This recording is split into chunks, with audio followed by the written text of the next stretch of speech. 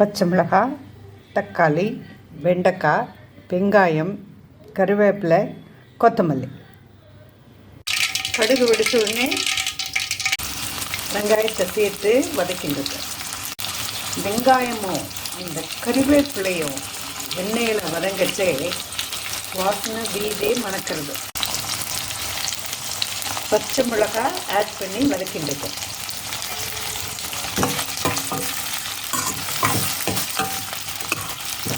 இப்போ தக்காளி சேர்க்க போகிறோம்.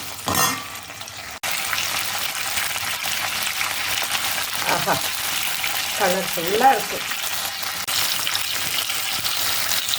இப்போ வெண்டைக்காய் சேர்க்க போகிறோம்.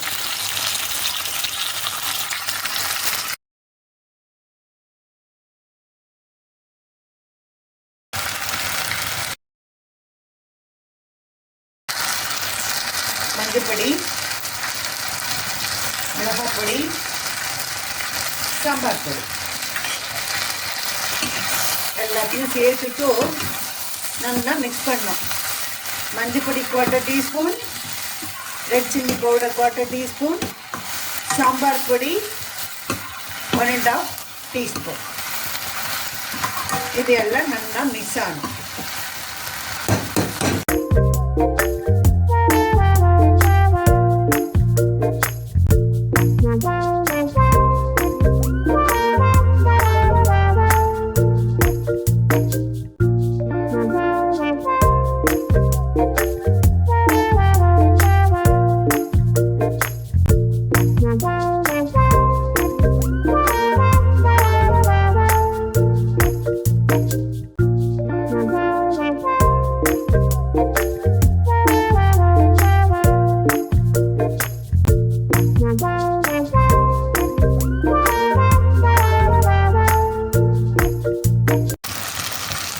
குக்கரில் வச்ச புளி உப்பு கரைச்சி வடிகட்டி சேர்க்க.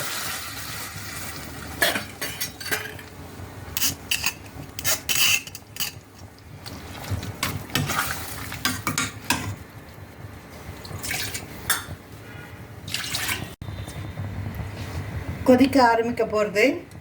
இந்த சமயத்துக்கு கொத்தமல்லி மேலே தூவிட்டு மூடி கொதிக்க விடப்படும்.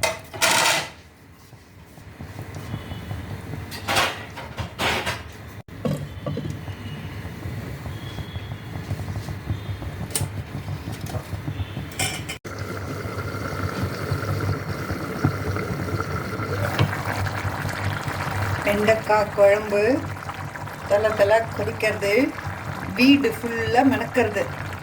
நல்லா கொதித்து கெட்டியாக எடுத்து இந்த சமயத்துக்கு ஒரு கருவேப்பிலை கொத்து போட்டு அடுப்பை நிறுத்திட்டு 5 நிமிஷம் மூடி வைக்கலாம். இந்த வெண்டைக்காய் குழம்பு இட்லி, தோசை, சாதம் இது கூடலாம் சாப்பிடுச்சு நல்லாயிருக்கும். பொங்கலுக்கு ஏற்ற குழம்பு இந்த வெண்டைக்காய் குழம்பு.